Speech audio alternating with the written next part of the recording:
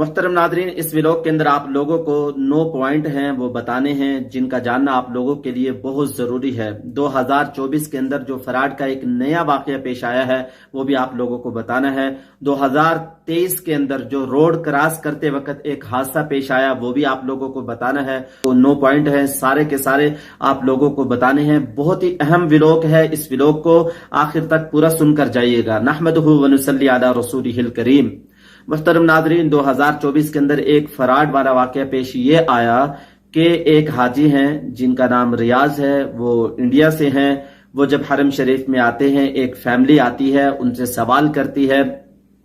वो ये कहते हैं कि हमारे पास खाने के पैसे नहीं है, हमारा पासपोर्ट गुम हो गया, हमारे पास बहुत तंगी है। इस तरीके से कहानी उनको यानी पूरी अपनी सुनाते हैं। मुहतरम नादरीन, यहाँ पूरा एक गैंग है जो आप लोगों के पास आएगा, पहले सलाम दुआ करेगा। आप जब उससे मानूस हो जाएंगे तो फिर आप लोगों से सवाल करना शुरू कर देंगे। ये वाकया जो 2024 के अंदर पेश आया है, इस भाई रियाज के साथ पेश आया है।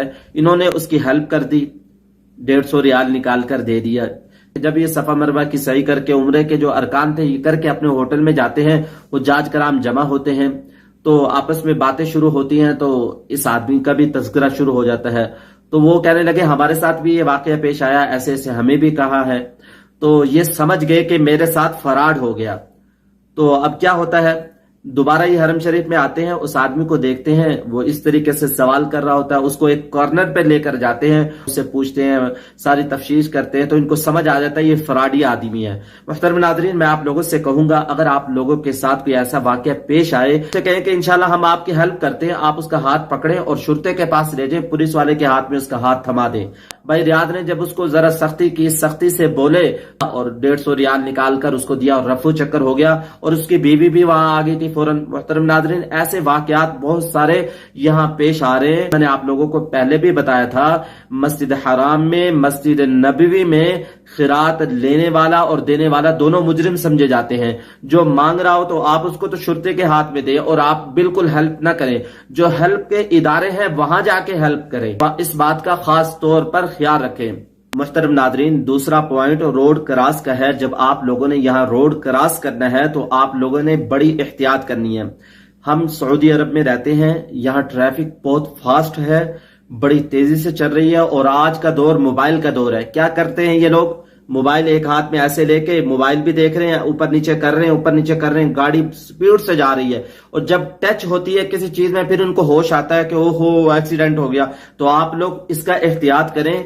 रोड आप लोग या तो ब्रिज से क्रॉस करें या जो इशारे हैं जहां गाड़ियां स्टॉप होती हैं वहां से आप लोग रोड क्रॉस करें। चलता हुआ रोड है वहां से आप लोग बिल्कुल ना गुजरे, रोड क्रॉस ना करें। 2023 के अंदर वाकया पेश आया, बड़ा हादसा हुआ है। मुहतरम नादरीन, एक फैमिली जा रही थी, मर्द हजरात पहले क्रॉस कर लेते हैं।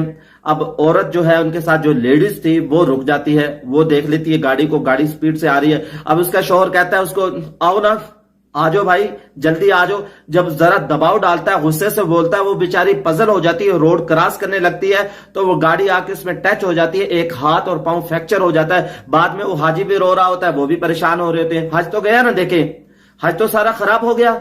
तो आप लोगों ने हज के 5 दिन है, इसके लिए अपने आप को सही सालिम रखना है। आप लोगों ने जरा भी गलती नहीं करनी। मुहतरम नादरीन, मैं आप लोगों से कहूंगा रोड आप लोगों ने ध्यान के साथ क्रॉस करना है, ब्रिज से क्रॉस करना है। रेड सिग्नल हो जाए तो उस वक्त रोड क्रॉस करें।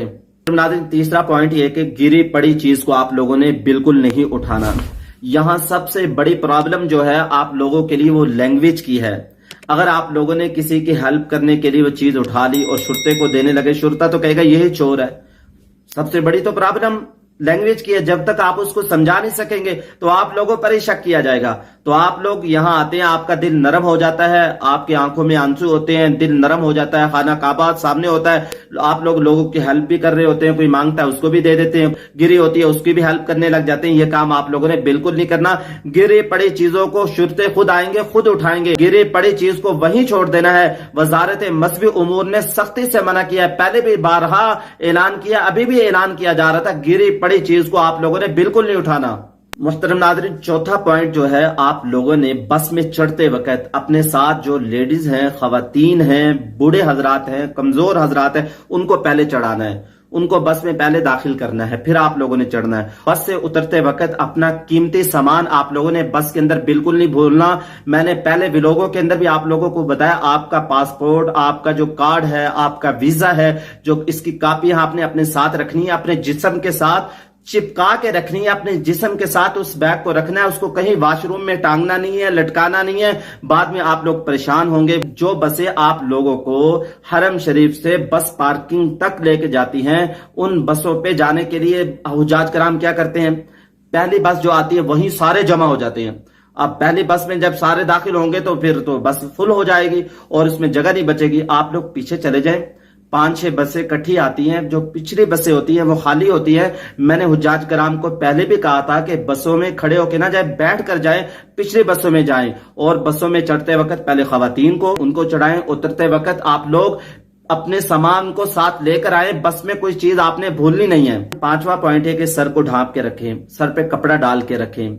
और 6ठा पॉइंट ये कि ऐनक को पहन के रखें। यहाँ फर्श वाइट है, जब आपकी आंखें वहां लगती हैं तो आंखें बंद होती हैं। आंखें बंद रखने से सर में दर्द पड़ जाता है, तो आप लोग ऐनक जरूर पहन के रखें। 7वां पॉइंट है कि अपने साथ छाते को जरूर लेकर आएं।